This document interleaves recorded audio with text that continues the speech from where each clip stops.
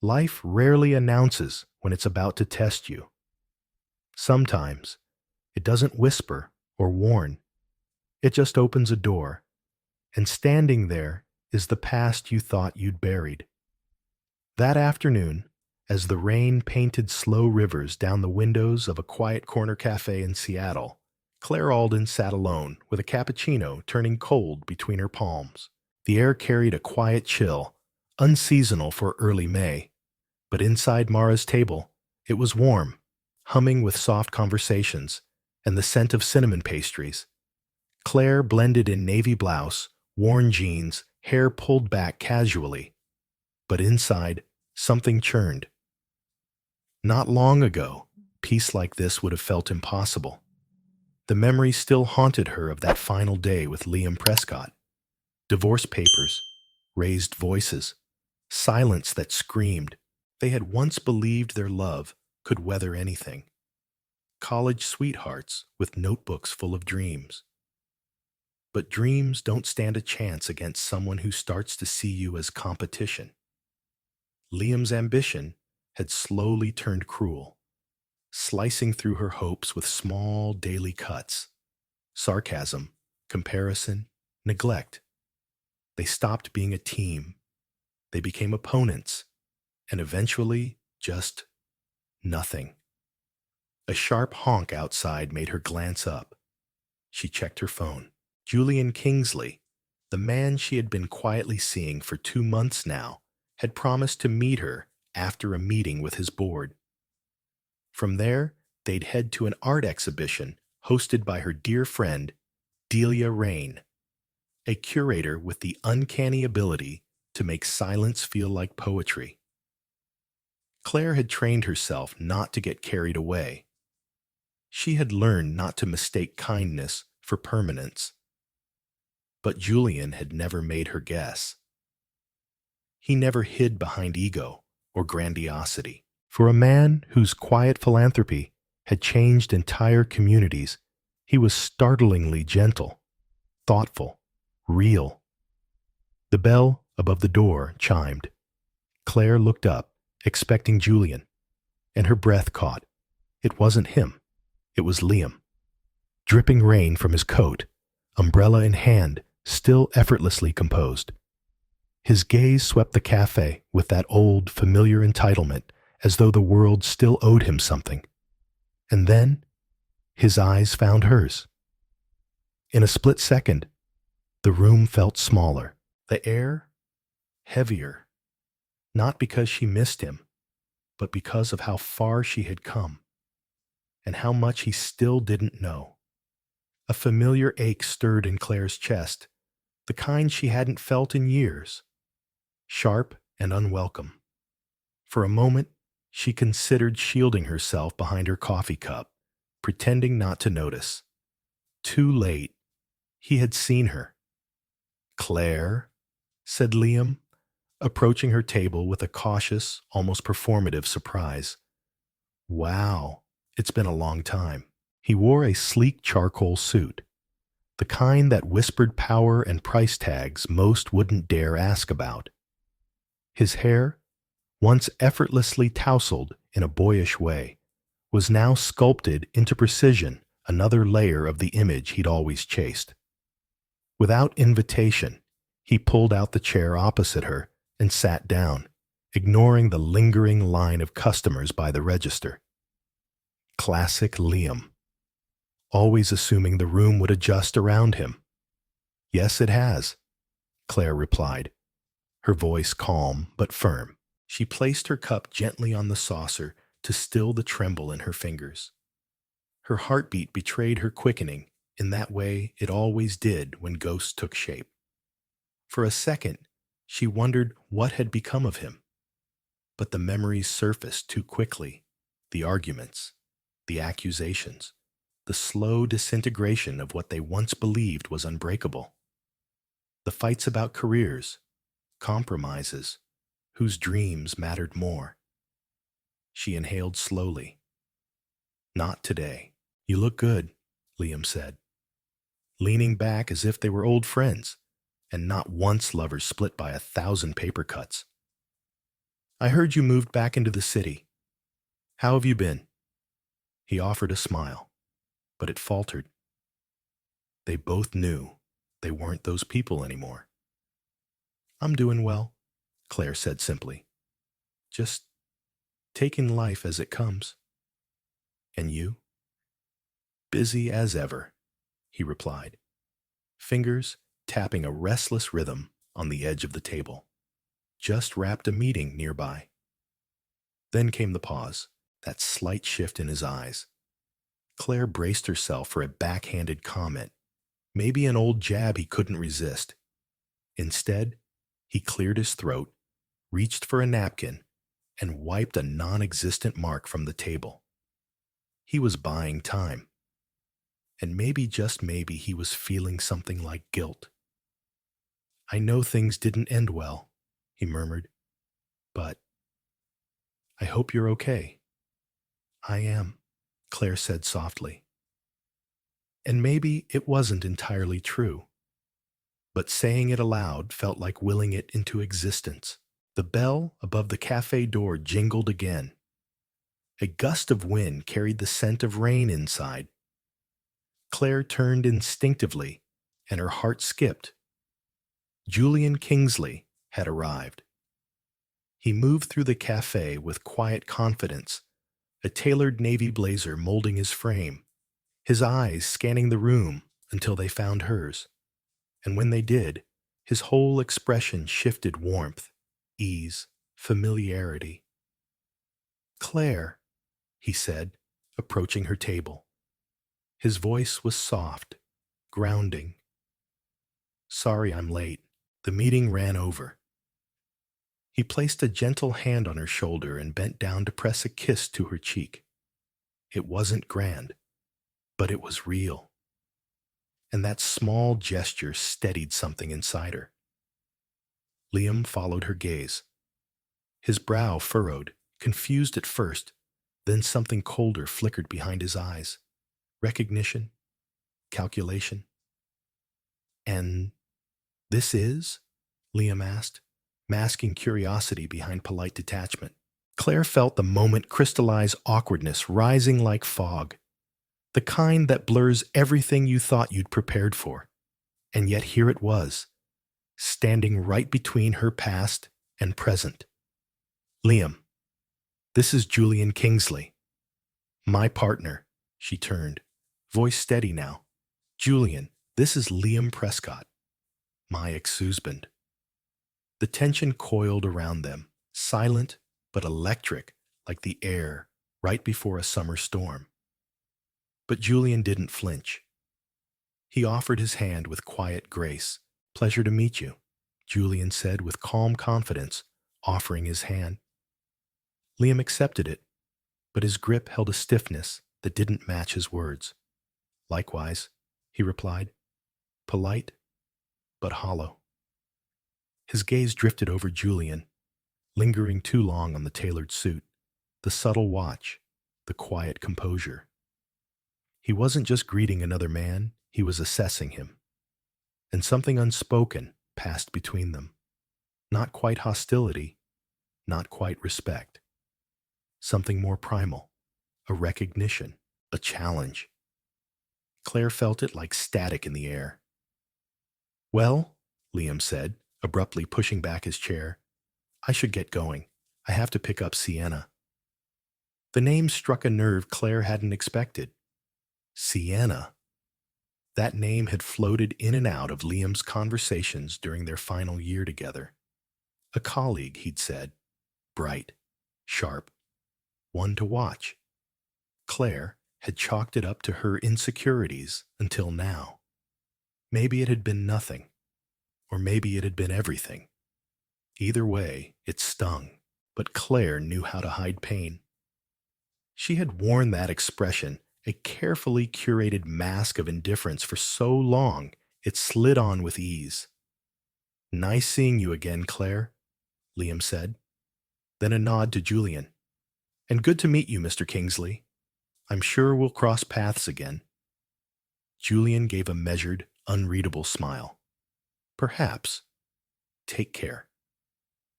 And just like that, Liam vanished into the gray afternoon, leaving behind the faint trace of expensive cologne and an unease Claire couldn't quite name. Julian pulled out the chair and sat across from her, placing his hand gently over hers. "You okay?" he asked, his voice a whisper that steadied the silence. Claire gave a half smile. "Yeah, just caught off guard." He didn't say anything grand or dramatic. No jealousy, no demands. Just a quiet squeeze of reassurance. "If he ever crosses a line, or if you just need space, I'm here." No questions asked. There was no bravado in his tone, just presence. "No, it's all right," she said softly. "I'm over him. Or, at least I thought I was." She let out a breath. Not a sigh of longing, but one that carried the weight of remembering what it was like to love someone who never really looked at you and saw you. "Let's just go," she said, rising. "Delia's expecting us." Julian stood with her, helping her into her coat, the way he always did, with quiet grace, not performance. As they stepped out into the rain-slicked street, Claire realized Liam had left more than a faint scent of the past. He'd left a storm behind, one she hadn't yet named. And what she didn't know was this: the encounter at the café wasn't the end of something. It was the start. The start of a slow unraveling. A collision of past regrets and fragile new hopes. And a truth buried so deep, when it surfaced, none of them would walk away untouched. 2 days later, Claire sat in the soft morning light of her apartment, curled in the corner near the window. In her lap lay an old photo album, one she hadn't touched since the divorce. She didn't know why she had opened it now. Maybe the cafe had unearthed something. Maybe nostalgia always found you when you least expected it. Each photo stung and soothed. Birthdays, vacations, smiles that had cracked long before she saw the fractures. Her phone buzzed. A message from Delia Rain. "Did you see the Chronicle? Liam's engagement party is making headlines. Apparently, it's going to be massive. It's all over the society page. Are you okay?" The message from Delia flashed on Claire's phone, followed by a cascade of wide-eyed emojis. Claire stared at the screen for a moment, then typed back, "I'm fine. Just surprised." "We ran into each other yesterday." Another reply came in instantly. "He's totally showing off. Word is, Sienna's from some blue blood dynasty. Apparently the engagement party next month is going to be ridiculous. If you need backup, I'll be your Plusone in sequins." Claire let out a quiet sigh and leaned back into the couch. So that was it. Liam, ever the image chaser, had turned his new engagement into a public spectacle. Of course he had. He'd always craved applause more than intimacy. And yet, something stung. Not jealousy. Not quite. But an echo of what could have been. They used to talk about renewing their vows on their 10th anniversary, just family, close friends, maybe somewhere by the ocean. Something simple, honest, not for cameras, for each other. But that dream had dissolved quietly, and now he was building a new one, with someone else on a bigger stage. Claire turned another page in the album on her lap. There they were, her and Liam, in college, leaning against their dormitory steps.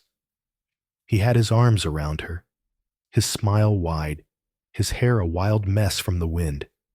She looked at them, their eyes so full of belief in forever, and she wondered how two people could drift so far from where they began.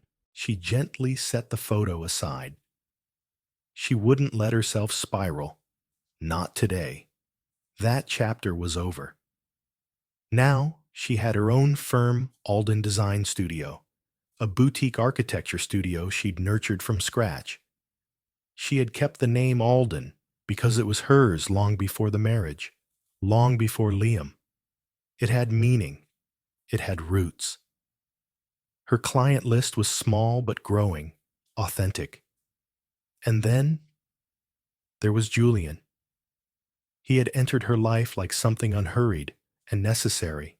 She remembered the first time she saw him quietly gracious at a fundraising gala Delia had dragged her to. He wasn't trying to be noticed, but there was something magnetic about how still he was in a room full of noise. Introduced simply as a generous donor, Julian rarely mentioned money, but Claire had picked up the hints: an old family inheritance, significant shares in a tech firm, and a reputation for investing in causes, not headlines. They connected instantly, over architecture, over books, over the silence between words. When he'd first asked her out, Claire hesitated. Her heart was still guarded, her edges still healing. But Julian didn't rush. He gave her room. And slowly, without needing permission, trust had crept in. They weren't a fairy tale. They were better. They were real. Her phone pinged again, tugging her out of her reverie. This time, it was Julian. "Dinner tonight? Or I can swing by your studio, we'll grab a drink after." Claire smiled an actual, unguarded smile and typed back, "Dinner sounds perfect. I'm heading into the studio now. I'll be free by 6. See you then." She closed the photo album gently and returned it to its dusty box. She didn't toss it. She didn't burn it. She just put it away. A quiet gesture. A small reclaiming. A hope that, maybe, she could leave the weight of those memories tucked in the past where they belonged. She knew Liam's grand engagement gala would dominate the columns and conversations. Let it. She had her own life to build now. But as she stood to leave, a faint, unsettling feeling stirred in her chest. A quiet whisper of intuition. That Liam Prescott's chapter in her story wasn't finished yet, not by a long shot. That evening, the soft chime of silver bells echoed above the door as Julian guided Claire into a warm-lit French bistro tucked away on a quiet corner of Cypress Hill. His hand rested lightly at the small of her back, steady, familiar. The restaurant Le Miroir was the kind of place whispered about between insiders, known for its buttery cassoulet, vintage burgundy, and the soft jazz that wound its way around antique chandeliers like a lullaby. As they entered, the maitre d' immediately recognized Julian, greeting him with a deferential nod before leading them to a secluded table in the far corner. Away from glances, away from the world, Claire took in the setting, the glint of polished cutlery, the linen napkins folded like small sculptures, the candlelight casting golden shadows across the table. A few nearby diners tilted their heads, eyes flicking toward Julian with quiet curiosity. She was used to that now. Wherever they went, someone always seemed to wonder who he was, what he did, why he looked so accustomed to elegance. But Julian handled the attention with the same effortless grace he applied to everything else. He never flaunted, never explained. He simply was. "I went ahead and ordered your favorite red," Julian said, his smile calm and warm. "Thought we should celebrate." Claire raised a brow. "Celebrate what?" He tilted his head, feigning innocence. "Your news. The boutique hotel contract. Don't act like it's not a big deal." Her lips curled despite herself. It was a big deal. Just that morning, she had signed with a growing hospitality chain, one that had found her work through an Instagram feature and fallen in love with her aesthetic. It wasn't just a project. It was a turning point. "I still can't believe they picked me," she admitted. Julian reached across the table, gently wrapping his fingers around hers. "I can," he said quietly. "I've never had a single doubt." And the way he said it, the steadiness in his voice, the belief made her chest ache in the best way. She wasn't used to being seen like that. Not really. A server arrived, pouring deep crimson wine into crystal glasses. They toasted just the two of them with a gentle clink that rang like a promise.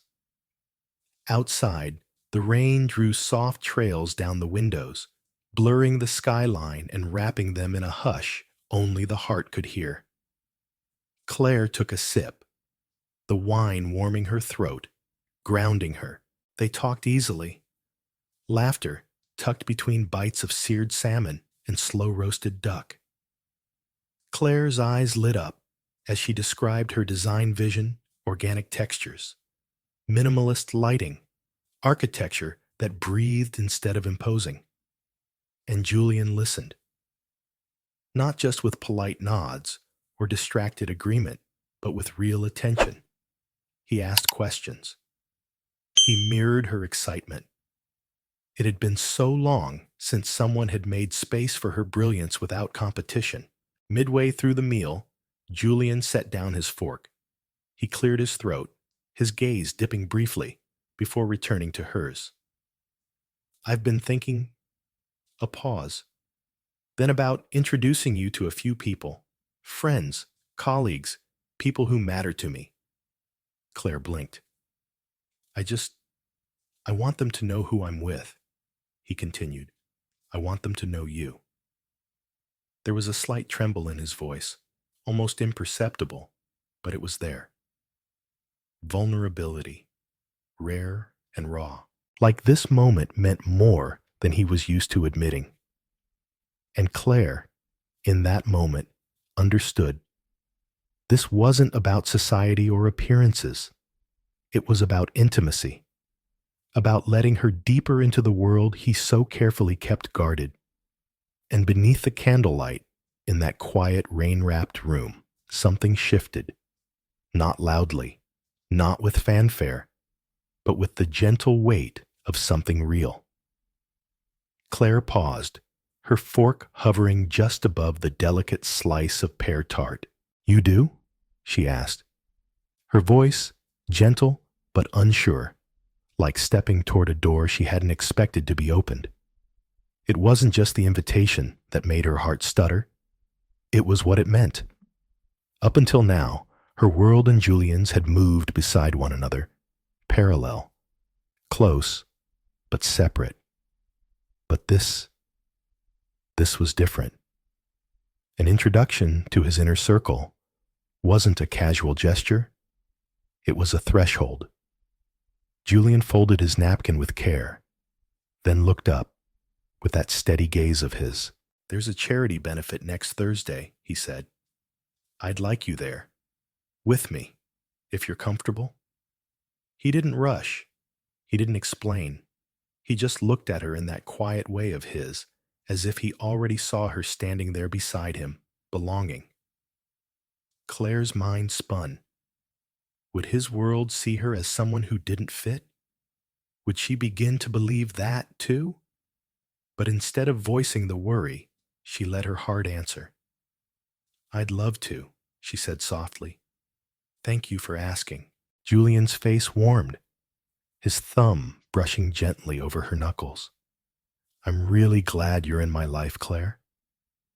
She smiled, one of those rare, vulnerable smiles that comes not from joy alone, but from the ache of healing. They lingered over dessert, letting the night slow around them. Their conversation turned light favorite books, odd childhood memories, places they still longed to see. Claire talked about Florence and falling in love with the curves of Renaissance architecture. Julian shared a story about getting hopelessly lost in Tokyo and loving every second of it. By the time they finished, the bistro had emptied and the candles had burned low. "I'll drive you home," he said, offering his hand as they stood. A sleek black car waited at the curb. Claire remembered the first time he'd picked her up in one like it, how she had stubbornly called her own ride, insisting she wasn't that kind of woman. that she wasn't looking to be swept off her feet by someone with money. But now, she didn't feel swept. She felt steady. She still paid her own way when she could, and Julian never made her feel like she had to prove anything. He simply made space, in the car, his arm wrapped gently around her shoulders, and Claire leaned in, letting herself soften into the silence. The city lights shimmered across the windows, casting fleeting golden shadows across her face. She closed her eyes, and for the first time in a long, long while, she didn't feel like she was running from her past. She felt like she was drifting toward something new, something hers. The next morning, sunlight spilled into the high-ceilinged windows of Alden Design Studio. Claire sat at her drafting table, pencil in hand, sketching the lobby space for the boutique hotel project. Arched lines, soft curvatures, clean wood grains, and natural light imagined across walls still yet to exist. Her world, rendered in graphite and hope. The sharp ring of her office phone cut through her focus. "Alden Design," she answered, tucking her pencil behind her ear. "Claire, it's Delia." Her voice was breathless, electric. "You're not going to believe this." Claire sat up straighter. "What happened?" "I just got word from someone at the Chronicle. Liam and Sienna are throwing their engagement soiree next weekend." Claire froze. Delia kept talking, but the room had gone still. Just when she thought she was moving on, the past had knocked again. Uninvited. Unavoidable. And guess what else? Delia's voice buzzed through the phone, bright with disbelief. "They're inviting everyone. Old friends, past clients, even people who barely knew them." Claire felt her stomach twist. "Why would they invite me?" "That's the weird part," Delia replied. "Apparently, Liam didn't want you there. But Sienna insisted, told the Herald she believes in building a harmonious future." She paused, then added with a bite of sarcasm, "Or maybe she just wants to flex a little." Claire didn't answer right away. Her eyes drifted to the window, watching the soft sway of the city trees. The words felt surreal, not unexpected, but surreal. Delia's voice softened. "I know you probably don't care anymore, but I figured I'd tell you, just in case that invitation actually shows up." "Thanks for the heads up," Claire said, exhaling slowly. "If it comes, I'll think long and hard before doing anything."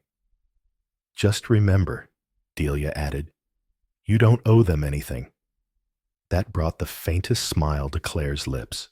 "How's Julian, by the way?" Delia asked, her tone lightening. At the mention of his name, something warm rose in Claire's chest. "He's good. He asked me to join him next week at a benefit, introduce me to his world." "Ooh, big week for you," Delia teased. "Better you than me. But seriously, I'm so happy for you.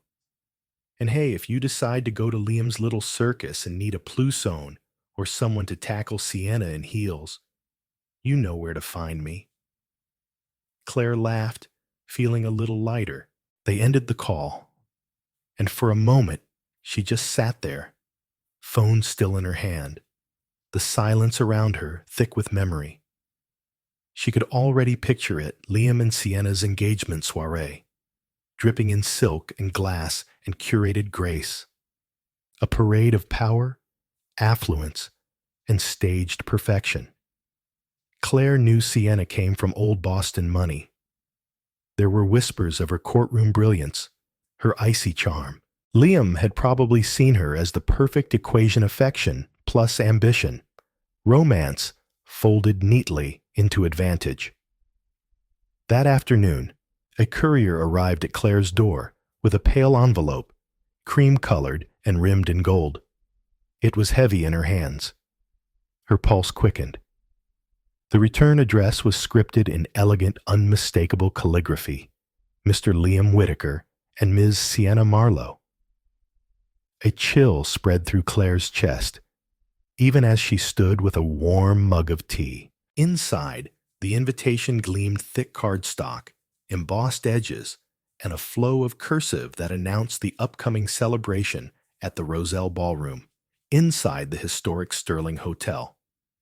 It was everything Liam used to roll his eyes at.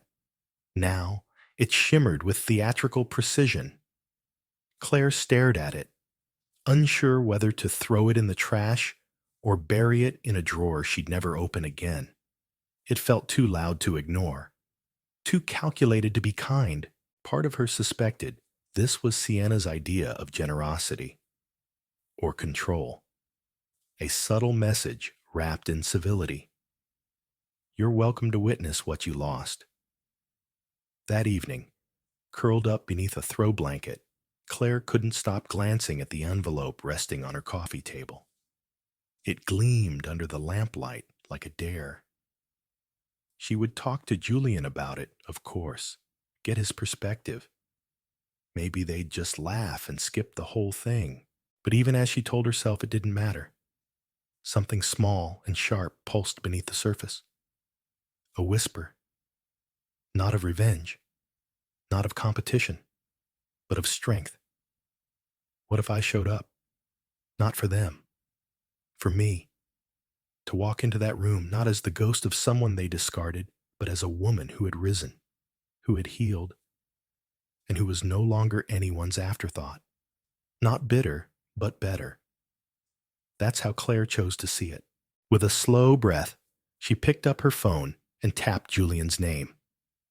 He answered on the second ring, his voice instantly soothing.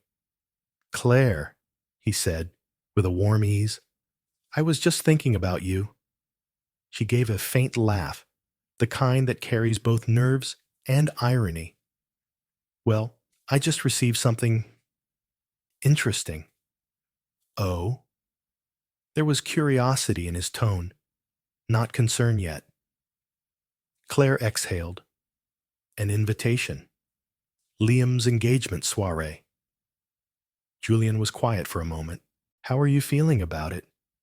She curled deeper into the couch, hugging a throw pillow to her chest like armor she wasn't sure would hold.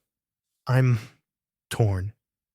A big part of me wants to pretend it never arrived, but another part—" She paused. "Maybe I want to see it. See them. Just once. Maybe it's about closure. Or maybe I just want to prove to myself that I'm okay." Her voice caught slightly cracked along the edges of memory. She hesitated, then added, "It wasn't even from Liam. Sienna sent it. Personally, it feels pointed, like a performance dressed up as grace." Julian's voice was steady, calm. "Whatever you decide, Claire, I'll be by your side. If you want to go, I'll be there with you. If you don't, we'll spend that night doing something better. Something real. Just us." His words folded around her like a blanket. Gentle, protective, solid.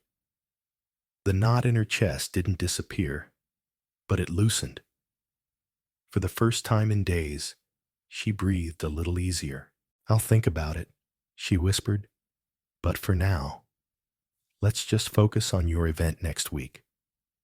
What Claire didn't know then, what none of them knew, was that the coming days would draw invisible lines together. Liam, Sienna, Julian. Their worlds were about to collide in ways she never expected. And when they did, the aftermath would ripple through every corner of her life. The evening of the fundraiser arrived in a blur of nerves and moonlight. Claire stood before the full-length mirror in Julian's penthouse, the city skyline unfolding behind her like a constellation of promises. The bay shimmered below. Lights danced on the glass towers beyond. Her gown, deep green, soft as dusk, hugged her figure with quiet elegance. Delia had stopped by earlier to help style her hair into a graceful, undone chignon. Now, as Claire studied her reflection, she caught a glimpse of something she hadn't seen in a very long time. Poise. Maybe it wasn't confidence, not fully. But it was something close. Something earned. Behind her, Julian adjusted his cufflinks, then stepped beside her, his eyes soft as they met hers in the mirror. "You look absolutely stunning," he murmured, placing a tender kiss at her temple. Claire smiled, nerves flickering beneath it. "Ready as I'll ever be." Julian offered her his arm. "There'll be a mix tonight," he said as they headed to the elevator.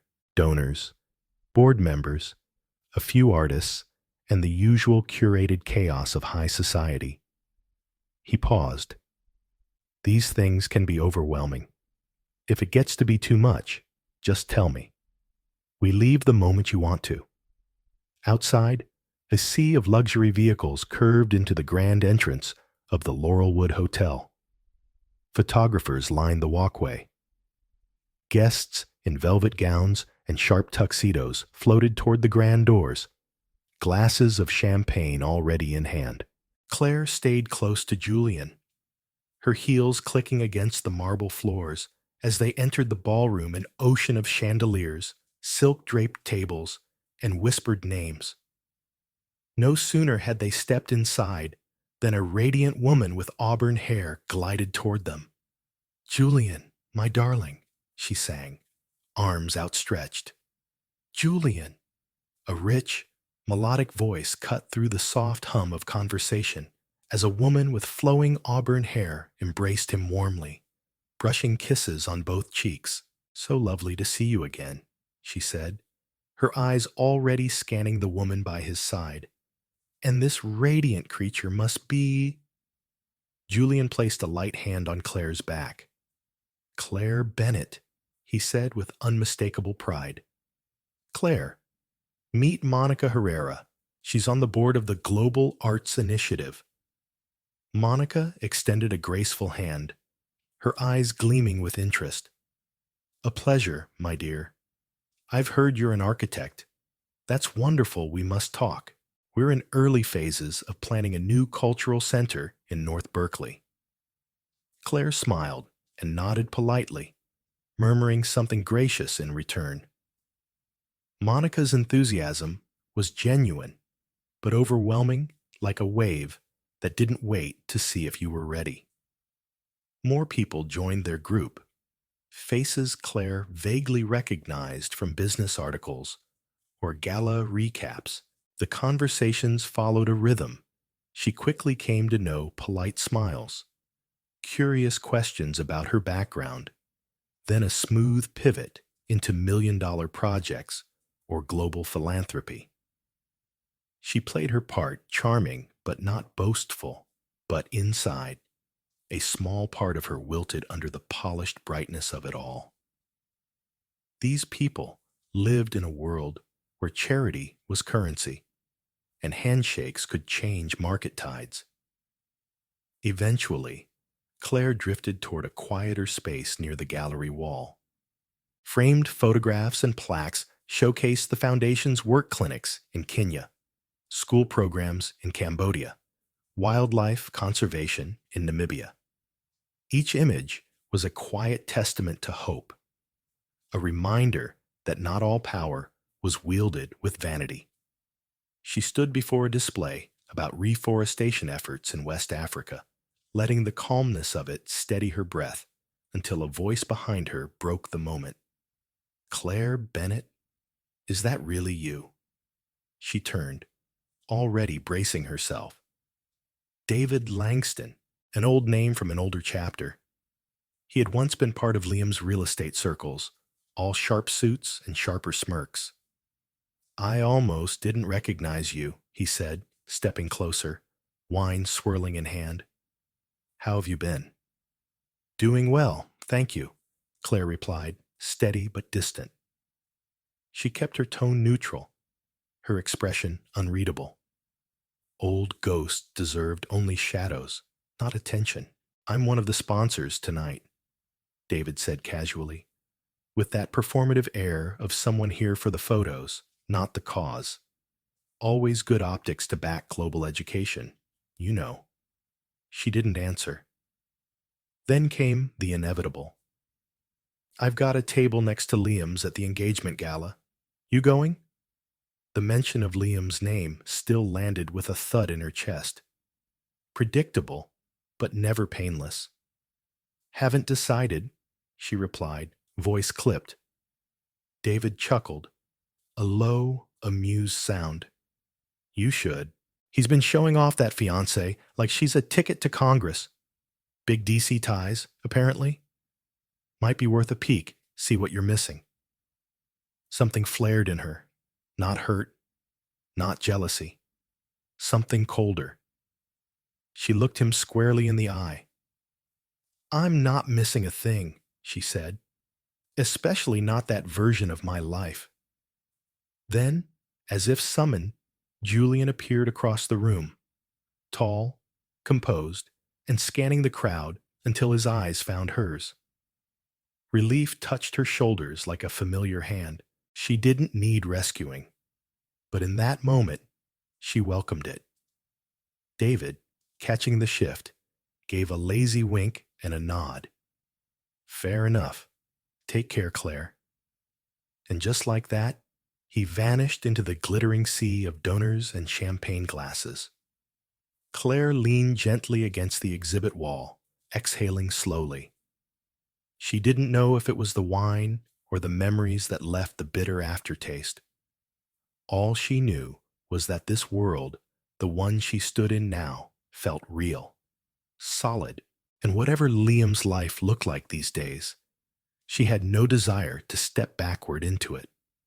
A painting hung behind her, an abstract city splintered into jagged lines and broken reflections.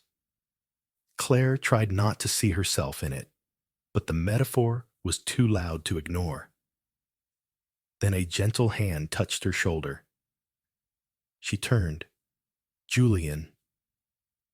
The tight coil in her chest loosened as his calm presence washed over her like dawn breaking after a storm.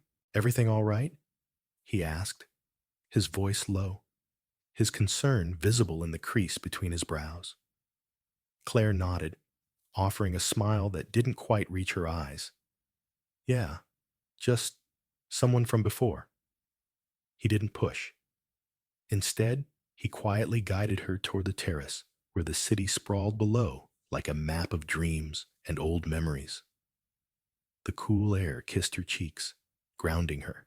Claire, Julian said softly, stepping beside her, I know how it feels when ghosts from your past show up uninvited. It can rattle even the strongest person. She looked at him, the weight of her emotions threatening to breach the dam. It wasn't just running into David, she admitted. It's everything. Brandon's party is coming up. And somehow, that still stirs something in me. I don't want it to, but it does. He used to make me feel so small. Her voice faltered, but she didn't try to hide it. For once, the truth felt better than the facade. Julian reached out, brushing a strand of hair gently behind her ear. You're not that woman anymore, he said. But if going gives you peace or clarity, I'll be right there beside you. Claire exhaled, the fog inside her clearing just enough to let something bright flicker through. Thank you, she whispered, leaning into him, her head resting on his shoulder. Above them, the city lights glowed like golden stars, but Claire felt something deeper rising like a shift in the air before a storm. This wasn't just about closure. Something was coming, and she had no idea how much it would change. The Four Seasons stood like a palace of glass and gold that evening, bathed in light and expectation. Claire stepped from the sleek car, Julian's hand steady in hers.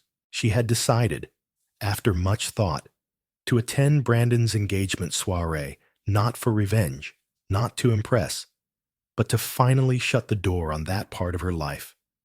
Julian wore a tailored black tuxedo, refined and understated. He looked effortlessly composed, but his quiet strength beside her gave her more confidence than she'd felt in years. Claire's gown, a deep indigo silk that kissed her curves with every step, shimmered beneath the flashes of paparazzi lights. Her hair, swept into a graceful twist, revealed the soft line of her neck and the strength in her eyes. The red carpet unfurled before them, lined with CEOs, political donors, and social darlings. Inside, the hotel glittered with floral arrangements the size of fountains, and classical strings echoed beneath the ballroom's high ceiling. They had barely entered when Brandon appeared. He stood near the grand staircase, his custom-fitted tux hugging his frame. His smile faltered when he spotted Claire. There was recognition and something else. Surprise, maybe unease. At his side stood Vanessa Langford, luminous in silver. Her gown caught every glint of light, and her auburn hair was coiled into a classic chignon.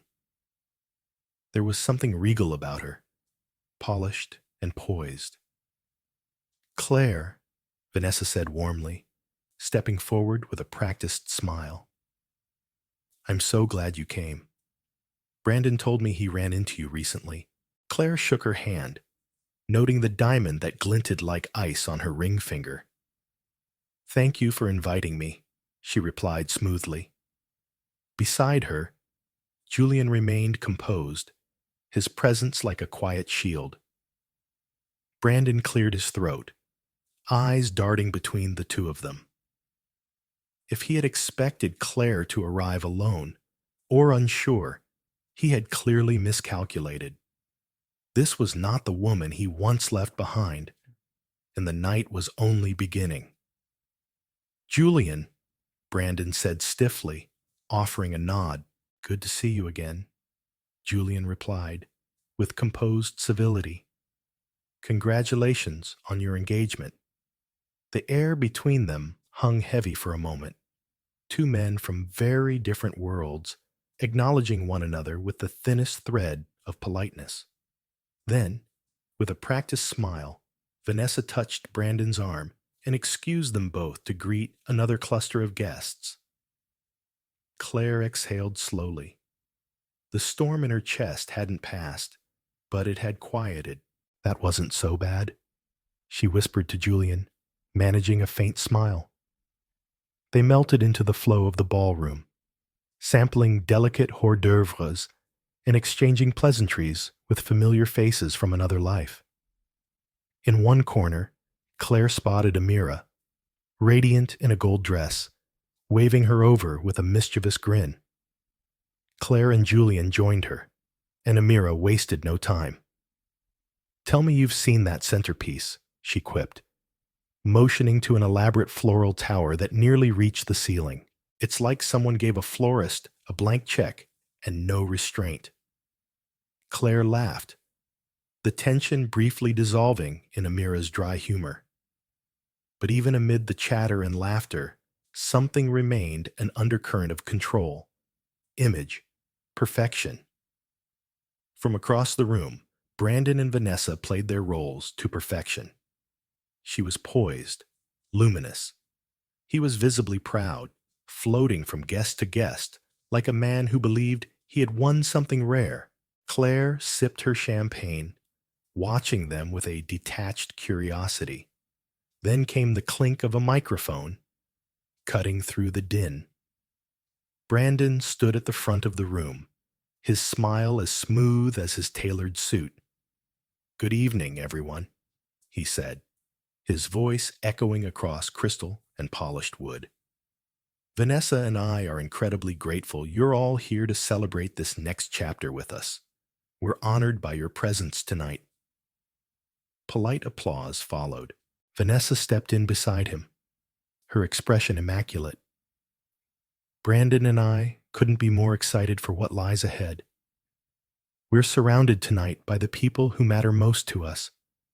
Thank you for your friendship, for your support, and for making this evening unforgettable." She spoke effortlessly, but Claire didn't miss the way Vanessa's fingers clenched the microphone ever so slightly. Her smile lingered just a fraction too long, polished but strained. More applause. The band picked up again, ushering the room back into motion. Waiters returned with fresh champagne. "You've handled this like royalty," Julian murmured near Claire's ear, his words soft and grounding. Claire turned to him, a small smile tugging at her lips. "I think I'm ready to leave," she said quietly. "That's all the closure I needed." He nodded, already reaching to take her hand. But before they could step away, a voice like cut glass sliced through the moment. "Leaving so soon, Claire? I don't believe you've even congratulated the bride properly." Claire turned. Patricia Langford Walsh, still elegant in her ivory silk and signature pearl necklace, but now wielding her words like weapons sheathed in civility. There had been a time before the divorce when Patricia had doted on Claire. That time had vanished without ceremony. "Mrs. Walsh," Claire said evenly, her chin lifting. "How lovely to see you." Patricia's eyes drifted to Julian, assessing him with cool calculation. And who might this be? Before Claire could reply, Julian stepped forward, extending a courteous hand. "Julian Kingsley," he said smoothly, "Claire's partner." The pause was microscopic but telling. "Ah," Patricia said, lips curved in something that barely passed for a smile. "Charming." Claire braced herself. She knew this game, the veiled remarks, the polite daggers. But this time, she wasn't playing defense. Not tonight. "Julian Kingsley," he said smoothly, offering a slight nod. "I'm here with Claire." Miranda Langford's eyes sharpened, narrowing ever so slightly as if trying to place him. Her gloved fingers twitched around her silver clutch, betraying the flicker of familiarity dawning behind her cool gaze. "You look familiar," she said, her tone laced with subtle scrutiny. "Have we met before?" Julian remained composed.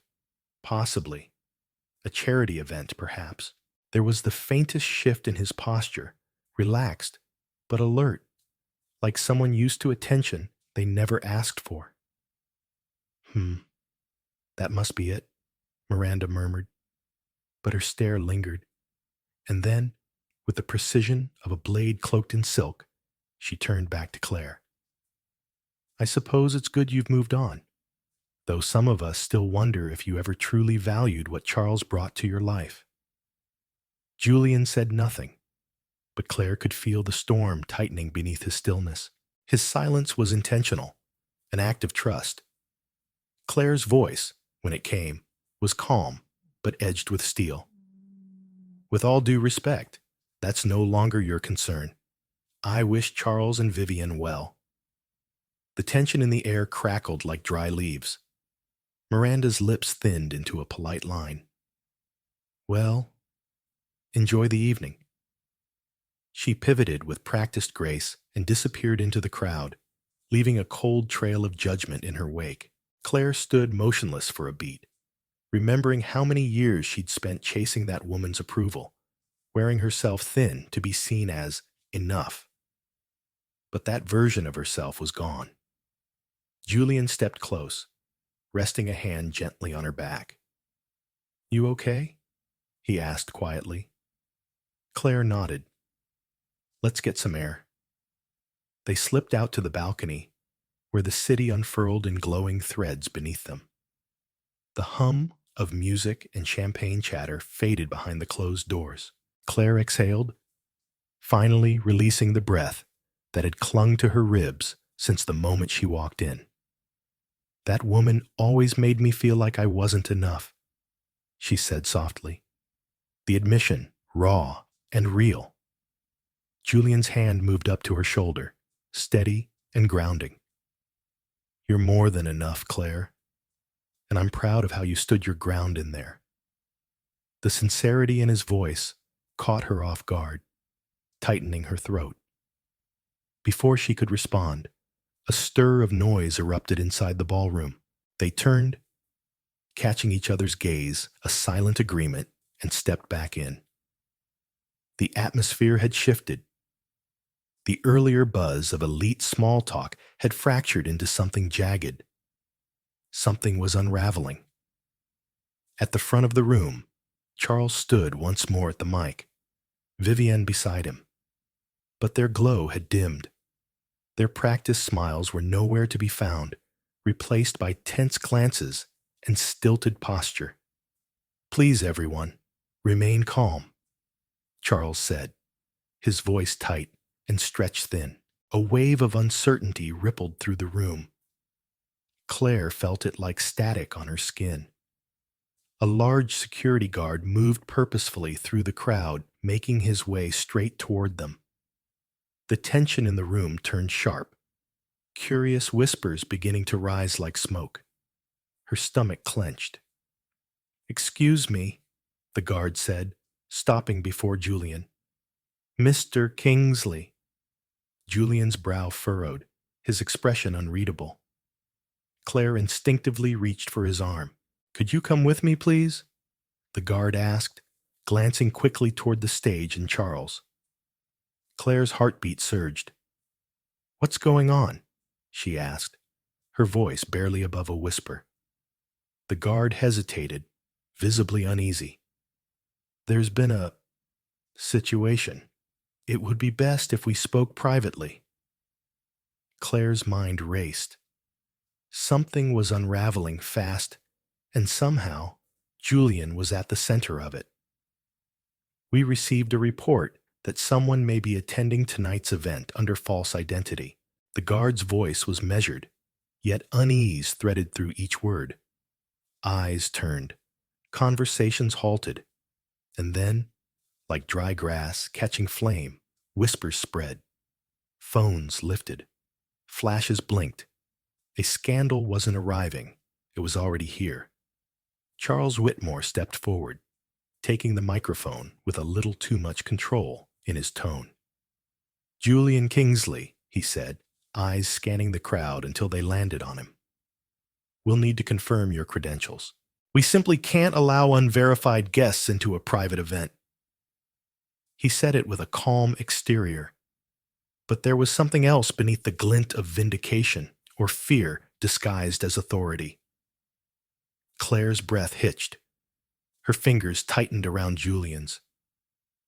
"You invited us," she whispered, stunned. But it didn't matter. The accusation was already in the air, clinging to every whisper, every stare. From the other side of the room, Vivienne Green stepped forward, her voice carefully restrained. "Charles, this isn't necessary. Let's not turn this into a public scene." But her clenched jaw betrayed her nerves. The poise was slipping. Julian raised his hand slightly, a quiet signal of cooperation, of grace under fire. "It's all right," he said, calm as still water. Then, turning to the crowd, his voice projected with clarity and strength. "I'm happy to verify my background, but I'd like to know who decided I didn't belong here in the first place." A pause stretched out like a taut string. Charles blinked, uncertainty clouding his carefully composed face. But from nearby, someone else stood stone still. Miranda Whitmore. Her expression was smug, victorious. Claire's stomach turned. This had been planned, a punishment for stepping outside the frame they thought she belonged in. Then, from a quiet corner near the back of the room, another voice rang out, measured, unmistakable. "I made the call." Heads turned. Gerald Langford, Vivienne's father, emerged from the shadows. His designer suit impeccable, his presence commanding. He stepped forward like a general entering battle. "I've heard rumors," he said coolly, fixing Julian with an unwavering stare. That this man poses as a philanthropist, claims to possess wealth and influence, yet no one in our circles seems to know where it came from. We must be cautious about who we allow into the rooms where real power resides. And just like that, an invitation became an interrogation. Claire's blood simmered. Her voice itched to rise. He's not just anyone. But Julian gently pressed her hand, a quiet reassurance. He turned back to Gerald with a measured nod. You're right, Mr. Langford. I rarely speak publicly about my finances. Discretion has served me well, Julian replied, voice firm but civil. But I assure you, I am here in good faith. A pause thickened in the air. Guests fidgeted with their champagne flutes. Charles looked unsure. Vivian looked mortified. The security guard hovered, still awaiting orders. Julian, without hesitation, reached into his inner jacket pocket and pulled out a slim black business card. The gold-embossed lettering gleamed under the chandeliers. If you call this number, he said, handing the card to the guard with unshaken calm. My legal team will verify everything you need, including my holdings, affiliations, and the endowments I've contributed to institutions across 3 continents. It wasn't said arrogantly. It was said like fact, like truth so solid it didn't need defending. The crowd held its collective breath. Claire looked up at Julian and saw no anger, only a quiet, indestructible dignity. This wasn't just a defense, it was a declaration. I'm a founding investor in Lyrian Tech, along with several other ventures, Julian said calmly, his voice steady as the sea. The effect was immediate. A wave of recognition surged through the ballroom. Lyrian Tech, one of the most influential names in sustainable AI development. Murmurs rippled through the crowd, disbelief quickly turning to stunned acknowledgement. Gerald Langford's face drained of color. He snatched the card from the security guard and scanned it, his jaw tightening as he read the credentials he had just questioned loudly and publicly. Charles Whitmore's expression twisted in real time, somewhere between disbelief and envy. As for Vivian, her eyes widened with the dawning realization that her father had just triggered a scandal neither of them could control. The guard, now pale himself, spoke quietly into his earpiece. Moments later, he nodded and took a respectful step back. It's verified, sir. Everything checks out. Our sincere apologies, Mr. Kingsley. Julian nodded once, dignified and calm. Then he turned back toward Charles and Vivian. Congratulations again on your engagement, he said, his tone cordial but unmistakably edged. But I think we'll take our leave now.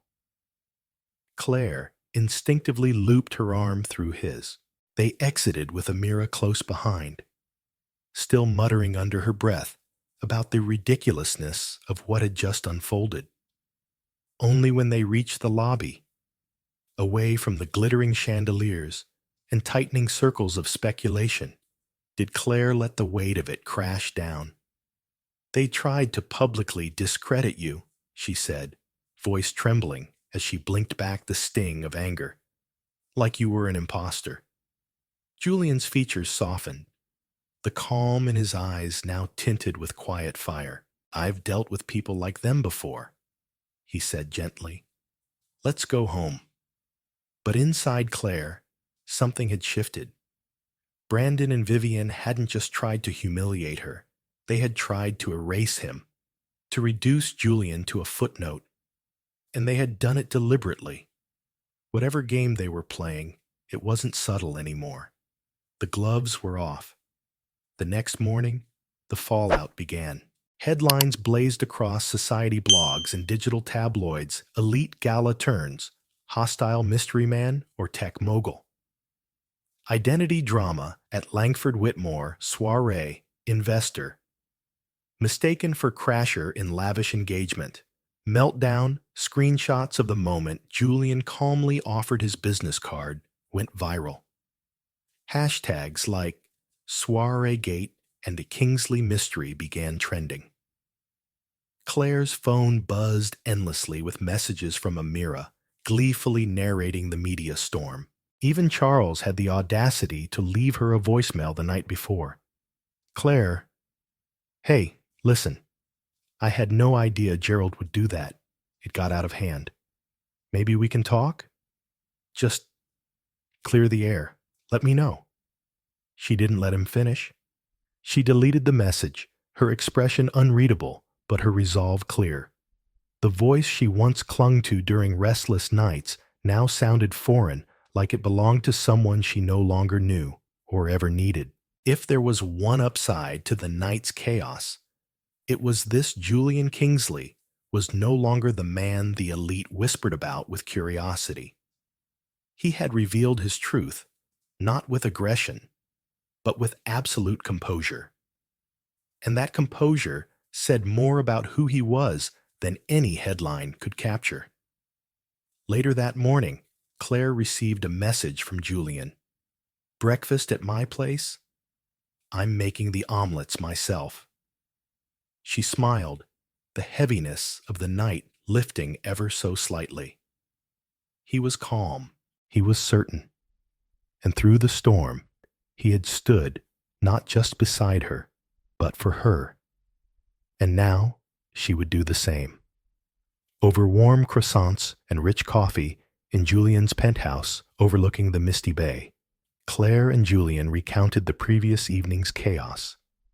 His tone held a note of wry amusement, but beneath the surface, she sensed something deeper. Well, Julian said with a half-smile, buttering a slice of brioche, it appears the Langfords now think I'm some charming fraud who managed to con his way into polite society.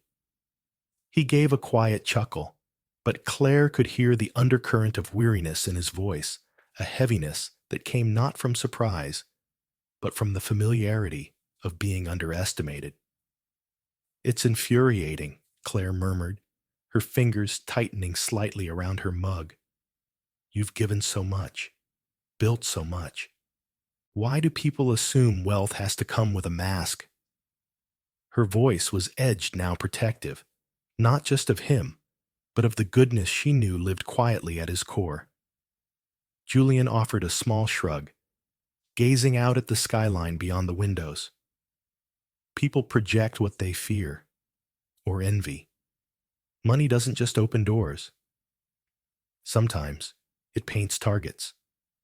He reached across the table, brushing his thumb gently across her knuckles, an anchor in the drift. That's why I've always kept a low profile, but now that you're in this with me, I worry about the noise. Claire interlaced her fingers with his, steady and sure. I'm not afraid of the noise, Julian. I'm proud of who you are, and I won't let anyone make me doubt that. The softness in his eyes turned luminous, touched by something that words hadn't yet dared to say. He leaned forward and kissed her forehead, the gesture tender, lingering an unspoken vow wrapped in silence.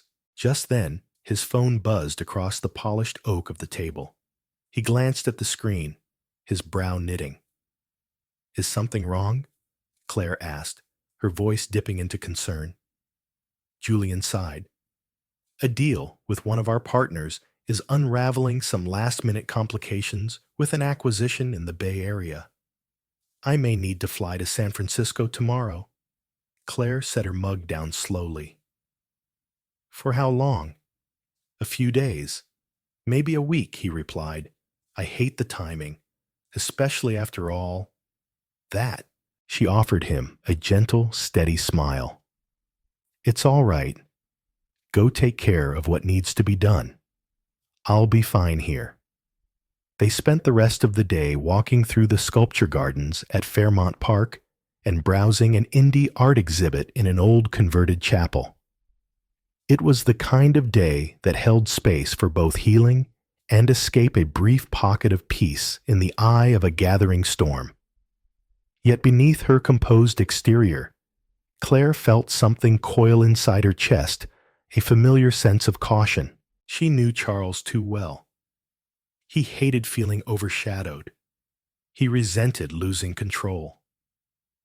And now that Julian's name and influence had been publicly confirmed, Claire knew Charles wouldn't take it lying down.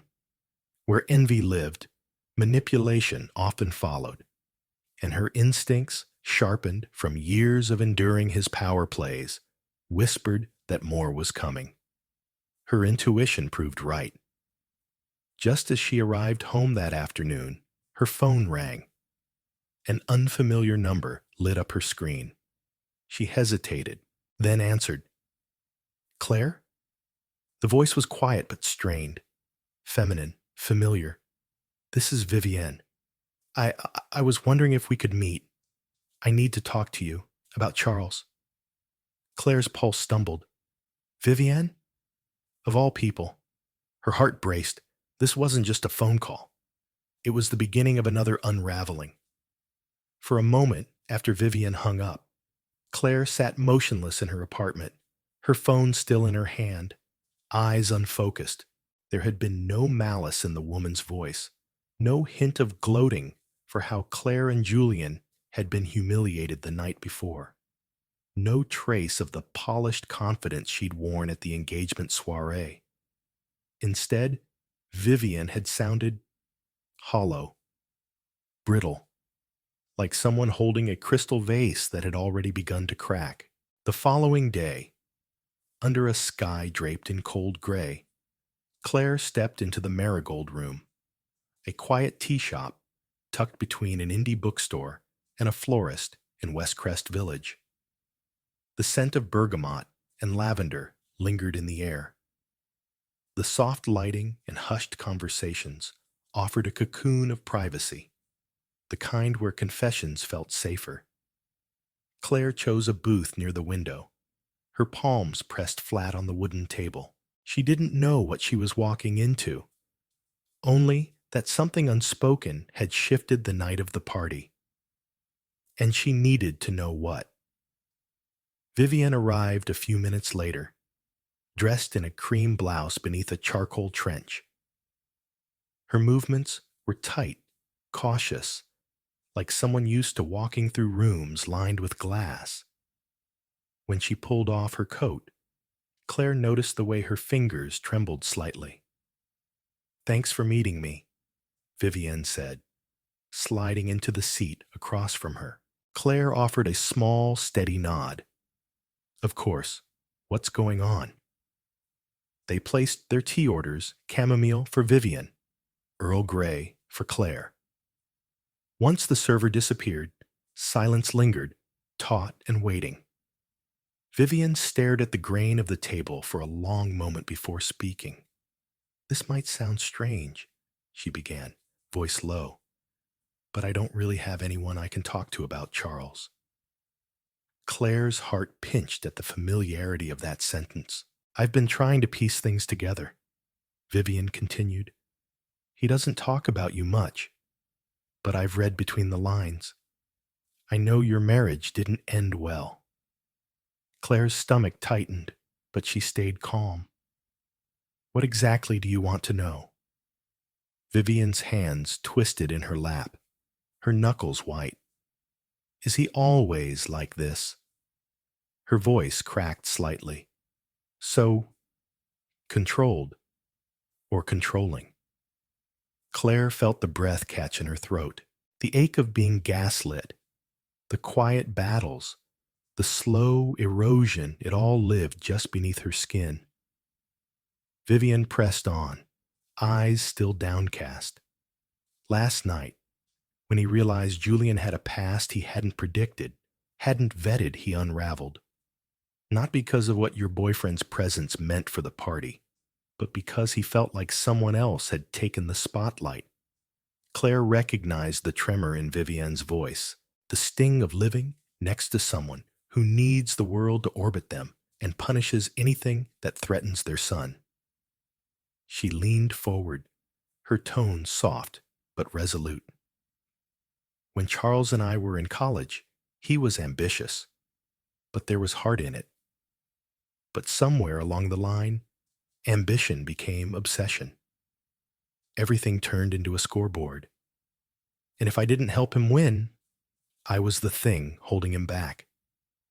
Vivian looked up then, her eyes glassy with tears she refused to let fall. Not here, not now. I used to think I was helping him build something, Claire continued. But I was just building walls around myself. And every time I asked for something, he made me feel like I was asking for too much. Vivian's voice was barely a whisper. He says he loves me, but last night, after we got home, he said he wouldn't let some nameless outsider make him look small in front of his guests. Claire flinched inwardly. The possessiveness, the arrogance, it was all too familiar. Vivian shook her head. I told him Julian wasn't a nobody, and he lost it. Threw a glass, screamed, said I didn't understand what this engagement meant. Not to us, but to him. The words hung in the air like the echo of a slammed door. Vivian looked down again. I have wealth, connections. But that's not enough for him. He wants more. Always more. Claire took a long breath. Her voice quiet but unwavering. I stayed too long because I kept hoping he'd remember how to love me without keeping score. She reached for her tea, her hand steady now. I don't know what you're looking for, Vivian. But if it's clarity, I think you already have it. Vivian didn't respond right away, but her silence spoke volumes. He wants to use me as his ladder. Vivian's voice broke slightly as the words escaped her lips as though she'd only just allowed herself to believe them. Claire watched her with quiet empathy, her own memories stirring beneath the surface. She knew all too well what it felt like to be swept into Charles's grand ambitions. How convincing he could be when he painted the future in golden strokes. At first, it felt like you were building something monumental together. Until one day, you realized the scaffolding was made of your own bones. Claire leaned in, her voice soft but steady. Why me? Why reach out? Vivian hesitated. Her eyes darted around the tea shop as if expecting shadows to lean in and listen. Even in the calming scent of steeped chamomile and the hush of quiet conversation, she looked like someone constantly bracing for impact. Because, Vivian whispered, I don't think I can go through with this wedding. And I need to know. Has Charles ever done anything shady? Financially? Personally? Anything? Claire blinked, absorbing the weight behind the words. My father's pushing for the marriage, Vivian continued. But something feels wrong. And I'm scared. The honesty in her voice cut through Claire like a chill. Fear has a particular tone, and this was unmistakable. Claire's mind drifted to the countless arguments over money during her own marriage, Charles insisting she liquidate part of her inheritance to fund some reckless business pitch. When she refused, he'd called her disloyal, selfish. That had been the beginning of the unraveling. Illegal? Vivian asked quietly. Claire shook her head slightly. Not that I ever discovered. But unethical? She gave a short, humorless laugh. He knows how to twist situations to his benefit, sometimes so subtly, you don't realize it until you've lost something important. Vivian's expression shifted, part relief, part dread. The kind of dread that comes when a fear is finally confirmed. She stirred her tea slowly, gaze fixed on the swirling amber liquid. He's pressuring me to sign a prenup, one that heavily favors him. There's language tying it to future profits from my father's investments. Her voice quivered. And he wants me to sign before we even have a wedding date. Claire sat up straighter, alarm flashing in her eyes. That's a major red flag. I know, Vivian murmured, her composure fracturing further. My dad thinks it's just strategic. But after what happened at the engagement party, the way Charles talked about Julian, like the whole thing was some sort of competition he lost, she looked away, as though the confession itself shamed her. I don't think I even know the man I'm about to marry. Sympathy rose like a tide in Claire's chest. As much as she wanted to wash her hands of everything related to Charles, she couldn't ignore the woman sitting in front of her, cracking under the same pressure Claire had once buckled beneath. You're not wrong to question this, Claire said gently. You don't owe anyone a wedding, especially not someone who's already making you feel unsure and small. Vivienne glanced up, her voice barely audible. Thank you for not judging me. Claire offered a small, sad smile. I've been where you are, and if you ever need someone to talk to, or even just somewhere to go, you can call me. I mean it. I'm not on his side. They drank in silence for a few minutes, the kind of quiet that isn't awkward, just heavy. Then Vivian spoke again. I'm going to talk to him about pushing the wedding back, at least until I can breathe again. Claire's chest tightened. She remembered how quickly Charles's charm turned to rage when control slipped through his fingers. Be careful, she said quietly, but firmly. Charles doesn't respond well to being challenged. Keep your people close. Make sure you're not isolated. Vivian nodded, her eyes shimmering. I will. Then she hesitated, fingers tightening around her teacup.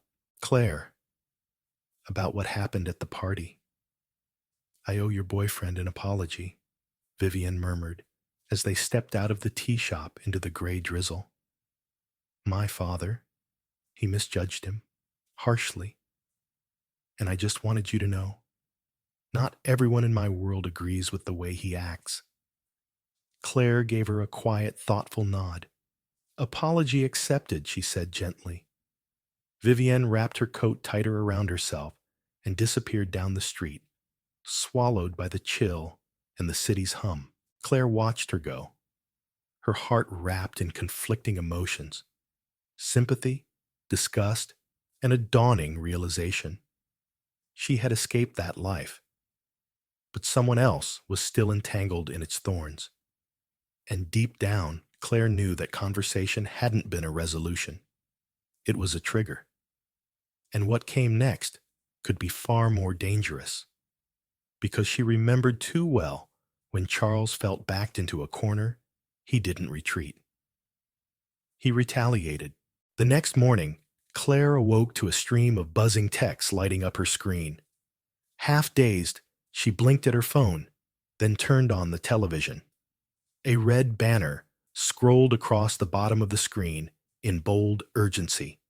Breaking prominent financier, Charles Whitmore, under federal investigation for securities fraud.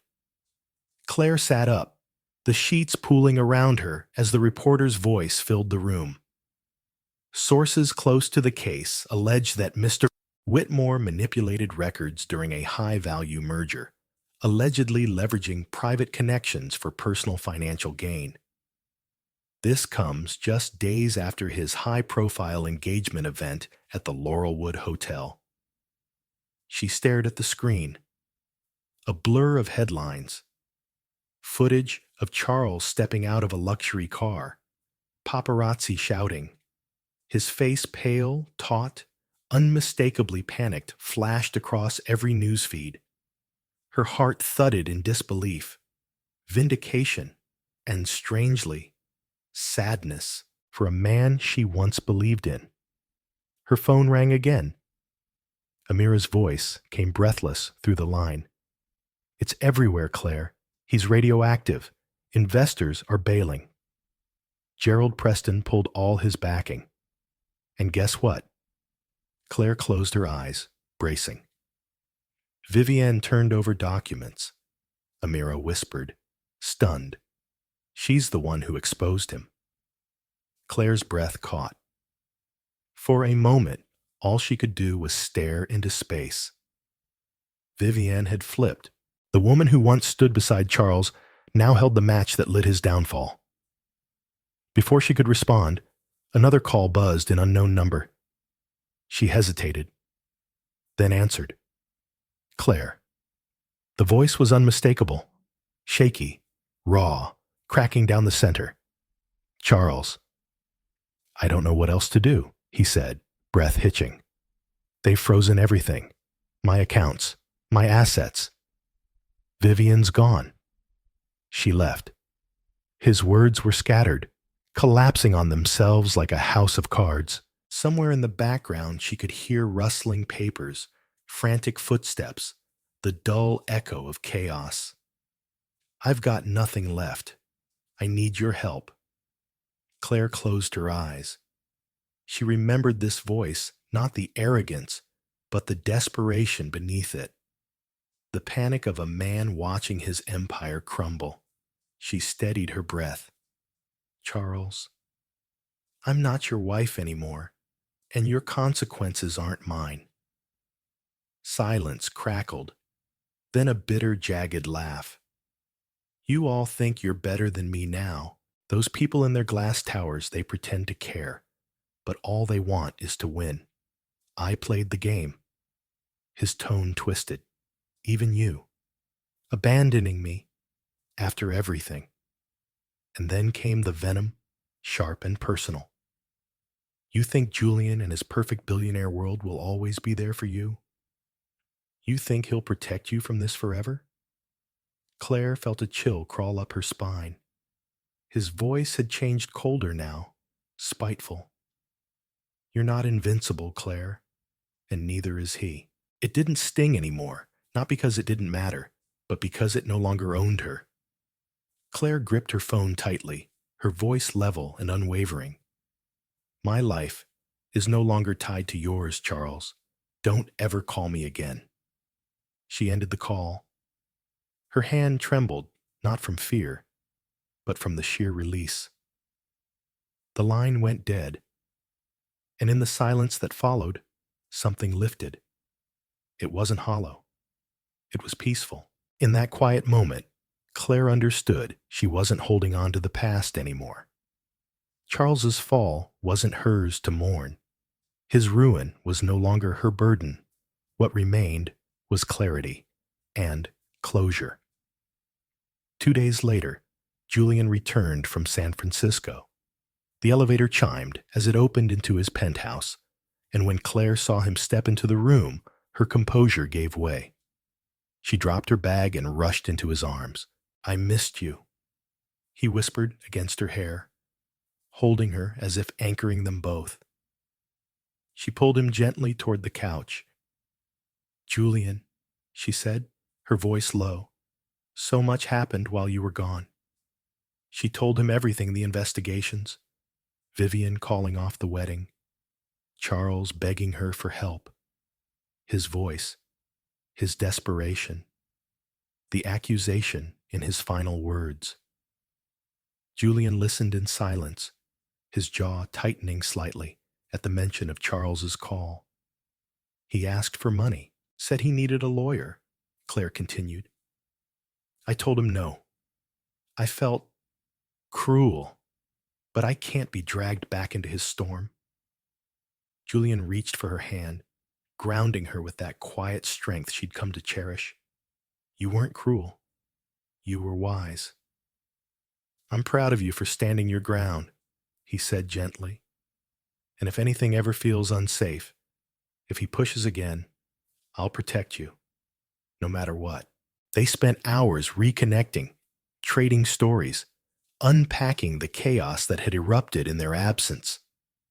The media had run wild, framing Julian as the man who held his dignity while another crumbled.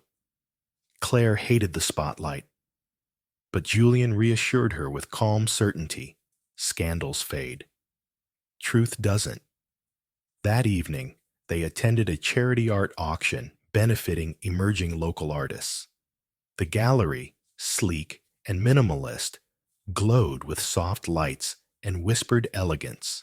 Cameras flashed as they stepped inside. Julian, now widely known for his philanthropy, was greeted with admiring glances and quiet reverence. Claire instinctively tensed under the attention, but Julian leaned toward her with a calming smile. "We're here for the art," he said lightly. "Let the cameras fade." She smiled, reassured, and wandered between the canvases until one piece stopped her in her tracks, a painting alive with texture and vivid color, chaotic yet full of light. Hopeful. Julian noticed the way she lingered. Without saying a word, he quietly outbid every other buyer that night. Later, he presented the painting to her at their private celebration, a small evening gathering with close friends at his penthouse, toasting not only her new hotel design contract, but to the bold, vibrant future she was building. Amira arrived first, embracing Claire with effusive energy and the latest buzz from the Charles scandal front. Contracts canceled. PR firm dropped him. "Investors are furious," she said with a sip of champagne. "Honestly, it's like watching a skyscraper fall in slow motion." Claire said nothing at first, simply listening. A part of her, the old part, still felt the sting of pity. But the woman she had become knew better. She had chosen her path, and this one didn't lead backward. As the evening wound down and the last guest departed, Claire and Julian sat together in the dim, quiet living room. Floor-to-ceiling windows framed the glimmering city skyline. The reflection of the newly acquired painting shimmered on the glass, as if the room itself had been marked by renewal. Claire leaned against Julian, her head resting on his shoulder. "I never thought I'd come this far," she whispered. "You didn't just come this far," Julian said softly, brushing his thumb over her knuckles. "You rebuilt the road." And as the city pulsed quietly beneath them, Claire realized she was no longer haunted by what had been. She was finally fully free. The vibrant artwork across the room seemed to shimmer in the ambient light. Glass of red wine in hand, Claire stood by the floor-to-ceiling window of Julian's penthouse, watching the city below pulse with its usual rhythm. But inside, everything was still. No more shrinking. No more apologizing. No more questioning her own worth. That version of herself, the one who had once tiptoed around Charles's cutting remarks and impossible expectations, was long gone. Julian stepped beside her, his gaze quietly fixed on her. "Hard to believe, isn't it?" he murmured. Claire nodded, her voice soft. "A year ago, I was barely holding myself together, just trying to survive the fallout of everything." And now she paused, emotion tightening her throat. "Now, everything feels open. Like maybe I don't have to keep bracing for the next crash." Julian took her hand in his and brought it to his lips, pressing a kiss to her knuckles. "You've always had the strength," he said. "You just needed someone who saw it without trying to steal it." He smiled gently, then added, "I admire your independence, Claire. I always have. I'm not here to carry you, just to walk beside you wherever you want to go." His words settled in her chest, like warmth after a long winter. Together, they turned to the glass, watching New York's night unfold a galaxy of windows flickering like stars in motion. Behind them, the hum of the city whispered on, indifferent to scandal, heartbreak, or redemption. Claire leaned her head on Julian's shoulder. She thought of the woman she used to be, the one who mistook silence for love, who accepted not now as not worthy, the one who traded her voice for peace that never came. But that woman wasn't here anymore. In her place stood someone who had learned to build not just buildings, but boundaries. Not just spaces, but self-worth. She had drawn up new blueprints for her life, and this time they were hers alone. Below them, the city surged with noise and urgency. But here, in this quiet room, Claire found something she once thought impossible: freedom. Not just from Charles, from needing to prove anything to anyone ever again. She hadn't just healed, she had risen, brick by brick, choice by choice. With a man by her side who didn't complete her, but honored what was already whole. There were no grand declarations, no cinematic finale, only stillness and strength. Thank you for walking beside Claire through this journey, a story of betrayal, courage, healing, and the quiet triumph of reclaiming oneself. She didn't just survive the collapse, she rebuilt. Not with bitterness, but with clarity. Not to prove a point, but to rediscover her own. Her strength wasn't loud, it was steady. Her victory wasn't public, it was personal. And maybe that's what healing truly is: not revenge, not spectacle, but the quiet decision to rise every day and keep choosing yourself. So if this story echoed something inside you, if you saw a reflection of your own heartbreak, your own rise, tap like, share this with someone who might need it. Subscribe for more stories that go deeper than the surface. Because here at Shining Stories, we believe in second chances, soul-deep strength, and stories that remind you you are never alone, and you matter more than you know.